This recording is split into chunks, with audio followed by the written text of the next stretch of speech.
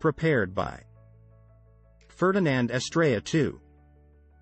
This presentation is intended to help listeners better understand the differences between pedagogy and andragogy. Our understanding of how to incorporate learning theory into teaching will grow as we progress.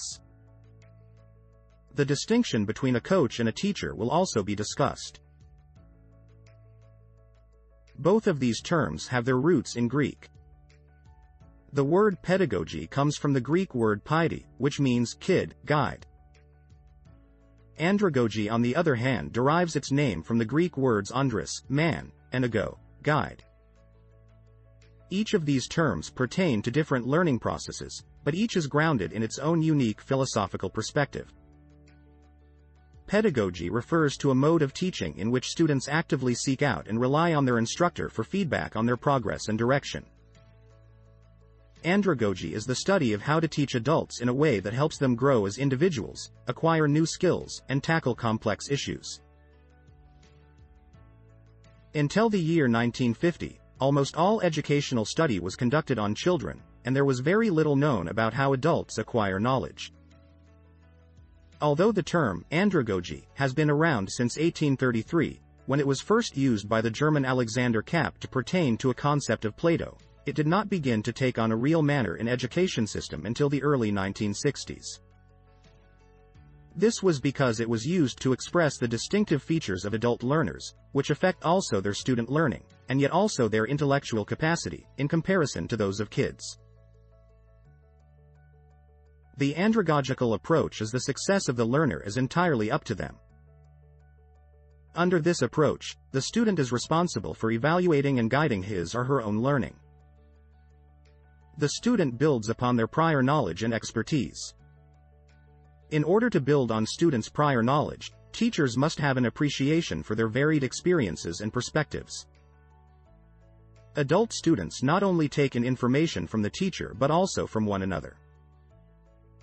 Every event in one's life can serve as a teaching moment. A teacher is not required. Instead of moving on to a new topic, students fill up their knowledge gaps. Education is a self-directed process. Students identify a need for information or skills and then structure their studies around practical applications. Students are driven to study by their own personal interests and goals, such as improving their self-worth, the caliber of their daily lives, their ability to solve problems, and their desire to be acknowledged for their efforts. Proficiency is the final step in finishing a unit. In the andragogical approach, teaching is a two-way street, with the student reliant on their instructor. The instructor is responsible for monitoring student development and making all determinations about the usefulness of course contents. Once the prerequisites have been met, students go on to the next level.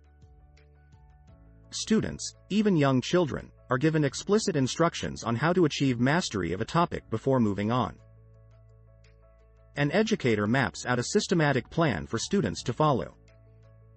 Subjects are organized into smaller chunks of information. Parents and instructors are two of the primary external influences on students' motivation to learn. There is a simple pass-fail grading system for this material. The student has limited background knowledge to draw from. If you want to learn like a child, you need to start with a clean slate, and the teacher is one of the most influential people in your life since your classmates are in the same boat. Pedagogy is the practice of instructing young people, with the transmission of knowledge occurring in reverse order. Teacher to student. This is typically a unidirectional flow of information with no required practical application. Teachers are viewed as the authority in their fields and are responsible for all lessons. The purpose of education is to impart information to students. Andragogy refers to the practice of instructing adults.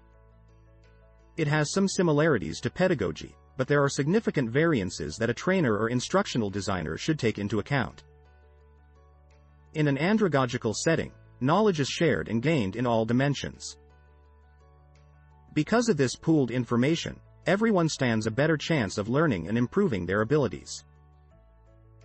Organizational learning is to improve workers' understanding and proficiency in their field.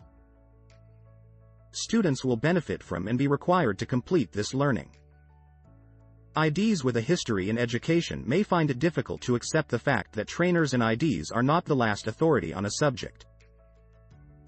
Those who are accustomed to being the source of all knowledge may feel threatened when confronted with students who have greater information and expertise with the subject matter at hand. In the classroom, the emphasis is on learning new things. Coaching is done in order to improve one's understanding and competence. Coaching, as contrast to teaching, typically takes place over an indefinite or infinite length of time. Coaching encourages accountability on both sides and facilitates dialogue. Coaching is done in order to improve one's understanding and competence. Coaching, as contrast to teaching, typically takes place over an indefinite or infinite length of time. When someone teaches, they take on the role of owner and responsible party. As opposed to teaching, which focuses on hypothetical situations, coaching takes place in the physical world, where the individual must cope with actual challenges and dilemmas.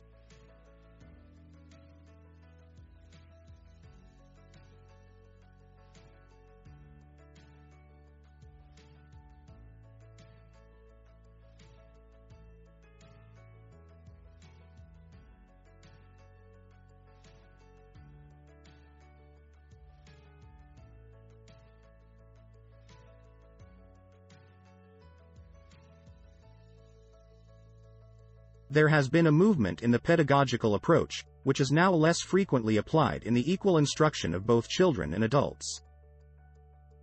There has been a general trend toward more autonomy and individual accountability among adults. They want to study so they can find answers to the issues they're facing. Self-determination is important at any age. Adults' changing needs aren't taken into consideration in the pedagogical approach, leading to frustration, anger, and opposition. If a teacher tries to implement pedagogical theory in a room full of working adults, they risk having their attempts interpreted as juvenile.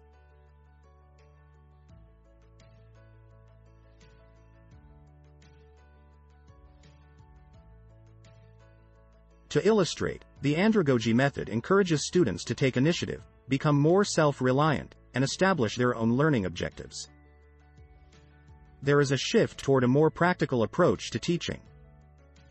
An andragogical method of teaching would encourage active participation from students, foster greater autonomy, and encourage the development of personally meaningful learning objectives. There is a shift toward a more practical approach to teaching. A good mentor can assist an individual in recognizing their best qualities, honing their skills in those areas, and setting meaningful and attainable objectives for both their professional and personal lives. Through coaching, individuals are given the opportunity to grow on such feelings and thrive. A coach's dual roles as a leader and inspiration for personal and professional growth are essential.